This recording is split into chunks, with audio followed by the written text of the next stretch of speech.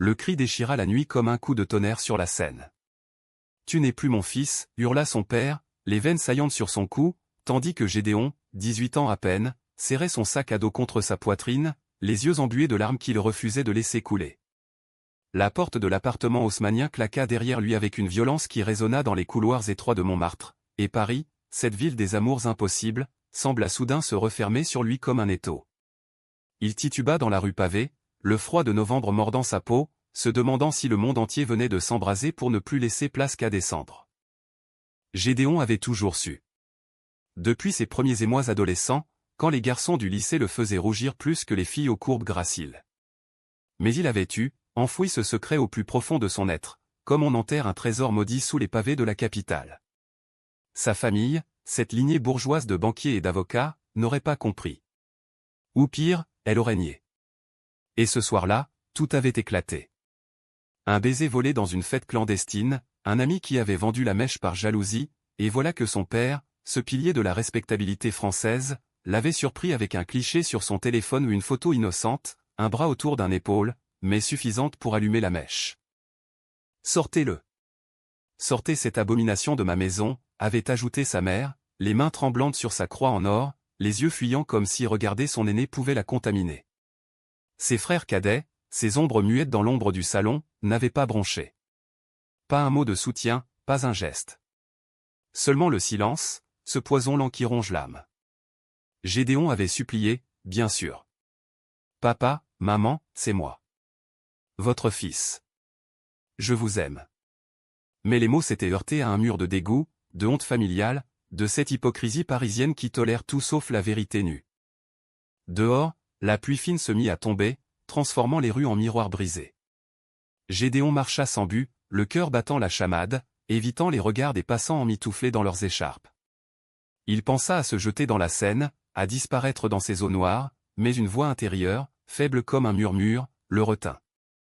Grand-mère.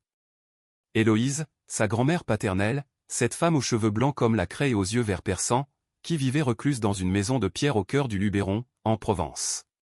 Elle seule, dans toute cette famille figée dans ses préjugés, avait toujours vu clair en lui. Lors de ses visites d'été, elle lui glissait des livres interdits au Proust, Gide et lui disait, d'une voix rauque de tabac et de secret, « L'amour, mon petit, n'a pas de genre. Il a seulement le pouvoir de te briser ou de te reconstruire. » Il est là un taxi, vida ses poches pour payer la course jusqu'à la gare de Lyon. Le train de nuit pour Avignon filait à travers la campagne endormie, et Gédéon, assis contre la vitre froide, laissa enfin les larmes couler. Elle traçait des sillons salés sur ses joues, mélange de rage et de désespoir. Pourquoi lui? Pourquoi maintenant? Paris, avec ses lumières éternelles, s'effaçait derrière lui, laissant place à un vide immense. Il s'endormit d'épuisement, bercé par le cliquetis des rails, rêvant d'un monde où l'amour n'était pas un crime. Le soleil se levait à peine quand il descendit à la petite gare d'Apt, les jambes engourdies. Un bus poussiéreux le déposa au pied de la colline où trônait la maison d'Héloïse, un mas provençal aux volets bleus écaillés, entouré de champs de lavande et d'oliviers centenaires. L'air embaumait le thym et la terre chaude, un parfum qui contrastait violemment avec l'odeur âcre de la trahison parisienne. Il frappa à la porte massive, le cœur serré, et ce fut elle qui ouvrit, en robe de chambre fleurie, les cheveux en désordre. « Gédéon ? Mon Dieu, qu'est-ce qui t'amène si tôt ?» Ses yeux s'écarquillèrent, mais pas de surprise de compréhension immédiate. Elle l'attira dans ses bras maigres, et il s'effondra contre elle, sanglotant comme un enfant. « Chut, mon trésor. Raconte-moi tout. » Assis à la table de la cuisine, devant un bol de café fumant et de tartines beurrées, il déversa son âme. Les mots jaillissaient, crus, douloureux, le cri de son père, le regard fuyant de sa mère, l'indifférence de ses frères. Héloïse écouta sans l'interrompre, ses mains ridées posées sur les siennes, un phare dans la tempête. « Ta famille. Ils sont prisonniers de leur peur, pas de toi, murmura-t-elle enfin, quand les larmes se tarirent. Mais ici, dans cette maison, tu es en sécurité. Elle est à toi autant qu'à moi. Reste, Gédéon. Apprends à respirer à nouveau. » Elle lui montra sa chambre d'enfant, au premier étage, avec vue sur les collines violettes au printemps. Les murs tapissés de livres jaunis, un lit aux draps amidonnés qui sentait la lavande séchée. Pour la première fois depuis des heures, il se sentit chez lui. Les jours suivants s'écoulèrent comme un baume sur une plaie ouverte.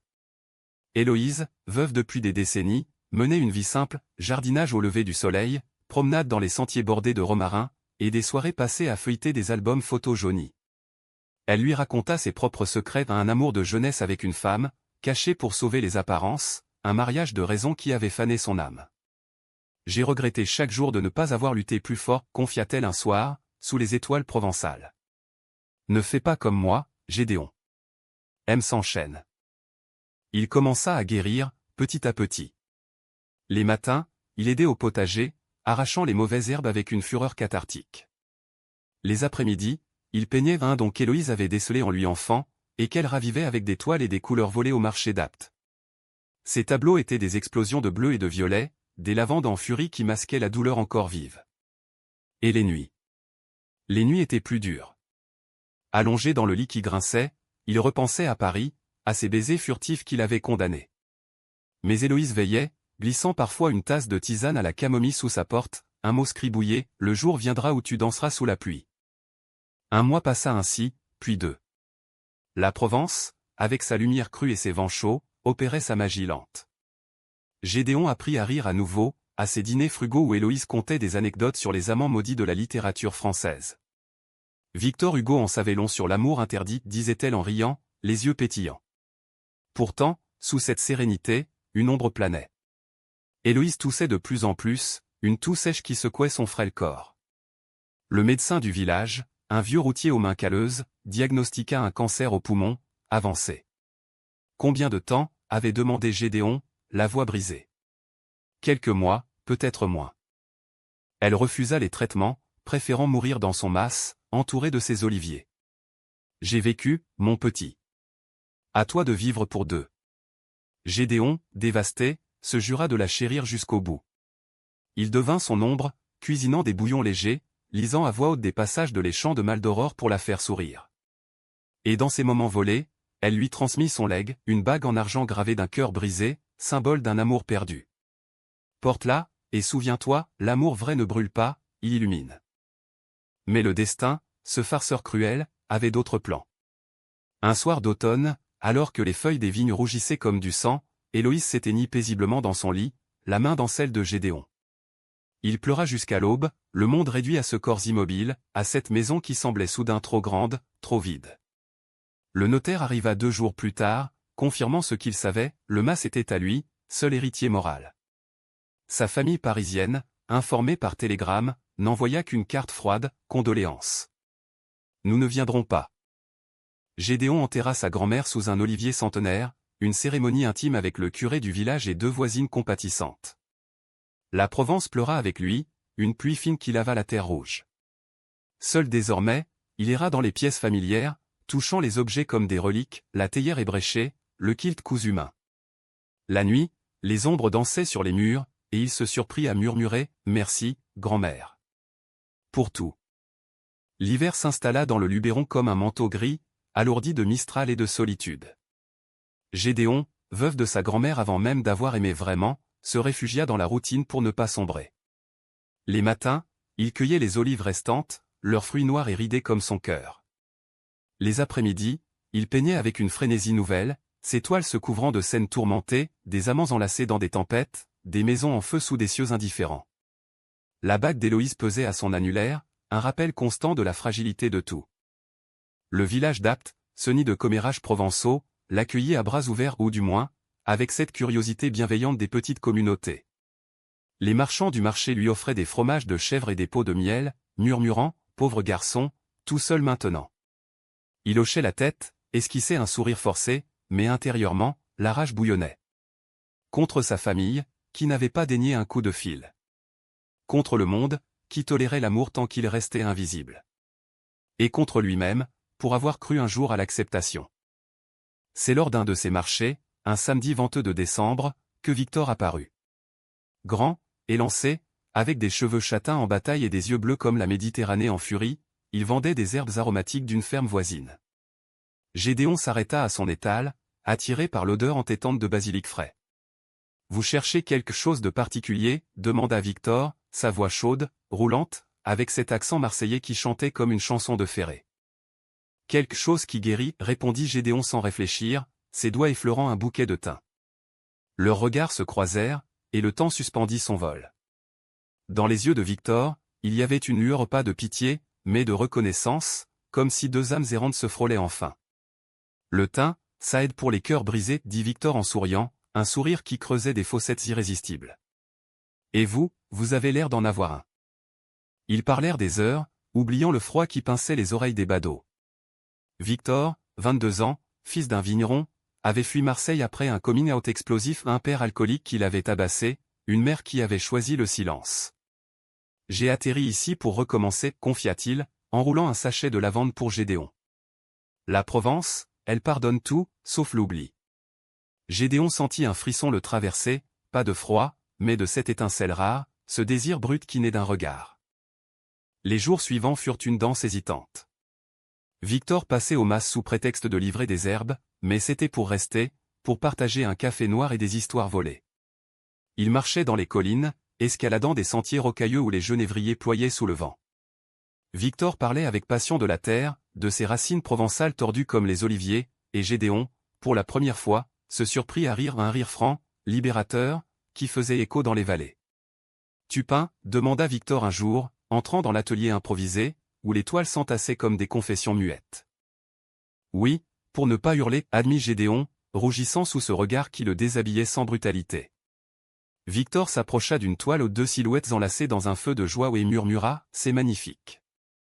Ça brûle de l'intérieur. » Leurs mains se frôlèrent, et l'air crépita. Ce soir-là, sous le ciel étoilé, ils s'embrassèrent pour la première fois. Les lèvres de Victor étaient douces, salées de sueur et de sel marin, et Gédéon se noya dedans, oubliant Paris, la perte, le monde. C'était un baiser de renaissance, lent et profond, qui scella un pacte silencieux, ensemble, contre vent et marée. Leur amour grandit comme une vigne sauvage, enracinée dans la terre rouge du Luberon. Les nuits, Victor restait au mas, leur corps entrelacés sous les draps usés, explorant avec une tendresse avide les contours de l'autre. Gédéon découvrait le plaisir sans honte, ces caresses qui effaçaient les cicatrices invisibles. « Tu es beau » chuchotait Victor, traçant du bout des doigts la courbe de son épaule, et Gédéon, pour la première fois, se croyait. Il faisait l'amour avec la fureur des damnés, puis s'endormait enlacé, bercé par le chant des cigales résiduelles. Héloïse veillait sur eux, d'une certaine façon. Gédéon portait sa bague lors de leur promenade, et Victor, curieux, demanda un jour « C'est elle qui t'a sauvé, hein ?» Gédéon hocha la tête, la gorge nouée. « Elle m'a donné cette maison, cette vie. Sans elle. » Victor l'embrassa pour le faire taire. « Et moi, je te donne l'avenir. » Ils rêvaient ensemble, transformer le mas en galerie d'art, inviter des artistes du monde entier, faire de cet havre un bastion d'amour libre. Victor, avec son esprit entrepreneurial, contacta des amis marseillais, Gédéon peignit des affiches vibrantes, des lavandes en embrasse symbolisant la passion résiliente. Mais l'ombre de la famille planait toujours. Un matin de janvier, une lettre arriva au posté de Paris, cachetée du sceau familial. Gédéon l'ouvrit d'une main tremblante, son père réclamait sa part d'héritage, arguant que le mas, propriété ancestrale, ne pouvait revenir à un déviant. La colère le submergea comme une vague. « Ils veulent me dépouiller de tout » hurla-t-il à Victor, froissant le papier. Victor, les mâchoires serrées, proposa « Affronte-les. Avec un avocat. » Mais Gédéon hésita. La confrontation rouvrait des plaies à peine refermées. Au lieu de cela, ils fuirent dans l'intimité. Un week-end à Gordes, perchés sur les falaises ocres, où ils burent du rosé jusqu'à l'aube, riant des étoiles filantes. Victor confia ses peurs, « J'ai eu un amant à Marseille, un type toxique qui m'a brisé. Il promettait le monde, et il m'a laissé en miettes. » Gédéon l'étreignit, « Je ne suis pas lui. Jamais. » Leur amour semblait invincible, un rempart contre le passé. Pourtant, des fissures naissaient. Victor recevait des appels mystérieux, qu'il coupait abruptement, prétextant des fournisseurs. Gédéon, trop absorbé par sa guérison, n'insista pas. Le printemps arriva, fleuri de coquelicots et de promesses. Ils inaugurèrent la première expo au mas, 5 toiles de Gédéon, vendues à des touristes émerveillés. Victor organisa tout, son charisme illuminant la soirée. Dans la lueur des lanternes, ils dansèrent, corps contre corps, ignorant les murmures du village. Ces deux-là, ils sont spéciaux. Pour la première fois, Gédéon se sentit fier, entier. Mais au milieu de la nuit, un appel, le notaire. La famille intentait un procès. Le sol se déroba sous ses pieds. Victor le serra fort, on se battra. Ensemble. Gédéon voulut y croire, mais une graine de doute germa. Et si l'amour, comme la Provence, cachait des tempêtes sous ses soleils? L'été embrasa le Luberon d'une chaleur torride, transformant les champs en brasiers végétaux. Gédéon et Victor, unis dans leur bulle, défiaient le monde avec une audace nouvelle. Le procès traînait en longueur, un serpent bureaucratique lové dans les tribunaux d'Avignon. L'avocat de Gédéon, un homme sec et pugnace nommé Laurent, martelait « Votre grand-mère a été claire dans son testament. Le mas est vôtre, moralement et légalement. » Mais les arguments de la famille ou influence indue sur une vieille femme vulnérable rongeaient Gédéon comme un acide lent. Pour oublier, il s'évadait. Des escapades à Saint-Rémy, où Van Gogh avait peint ses tournesols enragés, inspiraient Gédéon à des toiles folles, amour en fusion, corps nus sous des cieux provençaux. Victor posait parfois, étendu sur le lit défait, sa peau allait luisant de sueur, et ses sessions se muaient en étreinte passionnée. « Tu me rends vivant » gémissait Gédéon, perdu dans le rythme de leur corps. Victor, les yeux mi-clos, répondait « Et toi, tu me fais croire en l'Éternel. » Mais les fissures s'élargissaient. Victor s'absentait plus souvent, prétextant des livraisons à Marseille. Des affaires pour la galerie, disait-il, esquivant les questions d'un baiser. Gédéon, blessé mais muet, noircissait des carnets de doute, et si je ne suffis pas? Et si Paris l'appelle, lui aussi? La bague d'Héloïse, ternie par la sueur, lui rappelait la trahison possible. Une nuit, après un appel nocturne, il surprit Victor murmurant « Non, pas maintenant. Je gère. » Le lendemain, confrontation, qui est-ce? Victor pâlit, puis avoua, un ex. Il veut revenir, mais c'est fini. La jalousie s'insinua, venimeuse. Gédéon, hanté par son propre rejet, imaginait des scénarios cruels, Victor rentrant à Marseille, abandonnant le mas pour une vie normale. Leurs disputes éclataient comme des orages d'été aux reproches fusants, portes claquant. « Tu ne me fais pas confiance » criait Victor, les poings serrés. Gédéon, les larmes aux yeux, comment le pourrais-je, après tout ce que j'ai perdu? Ils se réconciliaient toujours dans le lit, avec une urgence désespérée, mais les cicatrices s'accumulaient. Le village, ce microcosme bienveillant, devint un allié inattendu. La boulangère, Madame Duval, glissa un jour à Gédéon, « Votre Victor, il est solide. Mais l'amour, ça demande du courage. » Lors d'une fête locale, la fête des lavandes, ils paradèrent main dans la main, défiant les regards curieux. Des applaudissements sporadiques les saluèrent, et pour un instant, le Luberon sembla les bénir. Victor, éméché de pastis, grimpa sur une table et déclama un poème improvisé, à Gédéon, « Mon feu dans la nuit provençale. » Les rires fusèrent, et Gédéon, le cœur gonflé, sut que l'amour pouvait être public, fier. Pourtant, le passé ressurgit sous forme de spectre. Une visite surprise, son frère cadet, Étienne, se présenta au mas un après-midi pluvieux. 20 ans, encore étudiant, il avait les traits de leur père, mais les yeux doux. « Je suis désolé, balbutia-t-il, trempé jusqu'aux os. Papa et maman. Ils regrettent, un peu. Mais le procès, c'est leur fierté qui parle. » Gédéon, rigide, le fit entrer, offrit un thé. Étienne avoua, « Moi aussi, je suis. Comme toi. J'ai peur de le dire. » Les mots suspendus, un pont fragile entre frères.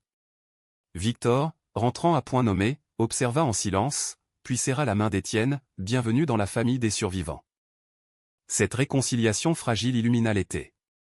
Étienne promit de témoigner au procès, de révéler les pressions familiales. Gédéon, apaisé, peignit un portrait de son frère, un Olivier tordu mais vivace. Victor, jaloux de cette intrusion. Non, il encouragea, « C'est ton sang, mais nous, c'est ton choix. » Leur amour se raffermit, plus mature, tissé de vulnérabilité partagée. Ils projetèrent un voyage à Paris non pour affronter, mais pour reclin la ville, main dans la main sur les quais de Seine. Mais le destin, ce marionnettiste impitoyable, tira les fils. Fin août, un incendie ravagea une ferme voisine, Victor, alerté, partit aider, revenant les mains noircies de suie. C'était un câble défectueux expliqua-t-il, mais Gédéon nota son regard fuyant. Les appels reprirent, plus insistants. Une nuit, fouillant par désespoir, Gédéon trouva un message sur le téléphone oublié de Victor, « Reviens, bébé. Marseille t'attend. » Laisse ce campagnard. Signé, Lex, celui de Marseille. Le monde s'effondra. Tu me trahis, hurla Gédéon au petit matin, brandissant le portable. Victor, hagard, nia d'abord, puis craqua, il me harcèle. Mais je t'aime, toi. Les mots sonnaient faux, empoisonnés par le doute. Gédéon, brisé, le chassa, sors d'ici. Comme mon père m'a chassé. Victor partit, larmes aux yeux, laissant le mas vide d'un coup. Gédéon s'effondra sur le sol de pierre, hurlant dans le vide, la bague d'Héloïse mordant sa chair. Seul à nouveau, il sombra. Les toiles restèrent blanches, le jardin s'ensauvagea. Étienne appela, mais il ignora. Le procès approchait, et avec lui, la menace d'éviction. Une semaine plus tard, catastrophe, le mas prit feu. Une lampe oubliée. Un sabotage? Les flammes léchèrent les volets bleus, dévorant les souvenirs d'Héloïse, les tableaux inachevés. Gédéon, alerté par les voisins, sauva seulement la bague et un album photo. Debout dans la nuit, face au brasier, il pleura non de perte matérielle, mais d'un cœur pulvérisé. Victor réapparut, ombre dans la foule, mais Gédéon, le regard dur, trop tard. Les cendres du mas fumaient encore quand l'aurore perça l'horizon provençal, teignant le ciel d'un rose accusateur. Gédéon, hébété, fouillait les décombres avec des gants empruntés aux pompiers, cherchant des reliques dans la suie, un fragment de poterie d'Héloïse, une page noircie d'un livre de Gide. Le feu avait été vorace, ne laissant que des murs noircis et un toit effondré, comme si la maison elle-même, lasse de porter ses peines, avait choisi l'embrasement. Les gendarmes, moustachus et suspicieux, interrogeaient, assurance? Ennemi? Gédéon murmura, ma famille, mais sans preuve, l'enquête piétina. Victor rôdait aux abords, silhouette coupable dans la lumière crue. Il approcha enfin, les yeux rougis, Gédéon, je n'ai rien à voir avec ça. Les mots sonnaient creux, empoisonnés par la trahison récente. Gédéon, la voix rauque de fumée et de rage, pourtant, tu es parti. Et maintenant, tout brûle. Coïncidence? Victor s'effondra à genoux, suppliant, laisse-moi t'aider. Pour nous. Mais Gédéon, le cœur en braise, tourna les talons, marchant vers le village comme un fantôme. Hébergé chez Madame Duval, la boulangère au cœur d'or, Gédéon affronta le vide. Les nuits, il revivait l'incendie en cauchemar, flammes léchant les portraits d'Héloïse, Victor riant dans les ombres. Le jour, le procès culmina. Dans le tribunal d'Avignon, au plafond voûté comme une cathédrale laïque, son père se dressa, costume impeccable, voix glaciale, ce garçon a perverti ma mère. Le mas nous revient. Étienne, tremblant mais résolu, témoigna, non, papa. C'est de l'amour que grand-mère voulait pour lui. Pas de votre haine. Les mots planèrent, et pour la première fois, le père vacilla, un éclat de regret dans l'œil. Le juge trancha en faveur de Gédéon, le mas était sien, mais en ruine, un legs amer. Sa famille partit sans un regard, Étienne restant pour un au revoir maladroit, je t'aime, frère. Pardonne-moi d'avoir tardé. Gédéon l'étreignit, un pont reconstruit sur des cendres. Seul avec ses démons, il ira dans les collines, la bague d'Héloïse comme un talisman brûlant. La Provence, indifférente, bourgeonnait déjà, lavande repoussant à travers la terre calcinée, signe de résilience. Victor insista, bombardant de messages, je n'ai pas trahi. L'ex m'a piégé, mais c'est toi que j'aime. Gédéon lut, relut, le cœur tiraillé. Une après-midi, sous un olivier témoin, il craqua et le rencontra. Victor arriva, défait, barbu de négligence, j'ai tout perdu en te perdant. Laisse-moi expliquer. Les mots jaillirent, l'ex, un manipulateur qui avait inventé les messages pour le reconquérir, les appelle comme un chantage. Victor avait coupé les ponts, mais le doute avait fait le reste. J'ai fui parce que j'avais peur. Peur de te blesser comme on m'a blessé. Gédéon, larmes coulant, confia sa propre terreur, après ma famille, après grand-mère, ce feu. J'ai cru que l'amour n'était que destruction. Ils pleurèrent ensemble, puis s'embrassèrent, un baiser salé de cendre et de pardon. Pas parfait, mais vrai. Victor promit, on rebâtira. Ensemble. Ils conçurent un projet fou, transformer les ruines en un centre artistique, un refuge pour les âmes rejetées ou les cendres d'Héloïse, un havre LGBT en Provence, avec atelier, exposition, thérapie. Des amis de Victor à Marseille financèrent les premiers travaux, Étienne envoya de l'argent discret de Paris. Les mois d'automne filèrent en labeur cathartique. Gédéon peignait sur des chevalets improvisés, ses toiles naissant des décombres, phénix amoureux, maison renaissant de flammes douces. Victor, manches retroussées, rebâtissait les murs, son corps musclé luisant sous le soleil déclinant. Leurs nuits étaient des réconciliations tendres, explorant les corps avec une douceur nouvelle, comme si chaque caresse effaçait une cicatrice. « Tu es mon feu » murmurait Victor, et Gédéon répondait « Et toi, ma renaissance ». Mais le conflit n'était pas clos. Une lettre de la famille, son père, rongé par la culpabilité, proposait une trêve. « Viens à Paris. Parlons. » Gédéon hésita, Victor l'encouragea, affronte-les. « Pour toi. » Le voyage fut un supplice, TGV filant vers la capitale grise, souvenirs amers remontant comme bile. Dans l'appartement haussmannien, inchangé, son père l'attendait, vieilli, voûté. « Fils. J'ai eu tort. Ta mère. Elle pleure en secret. Pas d'excuses flamboyantes, mais un avenu. Gédéon, voix tremblante, vous m'avez chassé. Mais grand-mère m'a sauvé. Et Victor m'a reconstruit. » Ils parlèrent des heures, un barrage cédant enfin.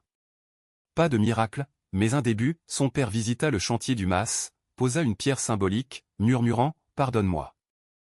De retour en Provence, Gédéon sentit la paix s'installer, fragile mais réelle. Victor, jaloux de cette réconciliation?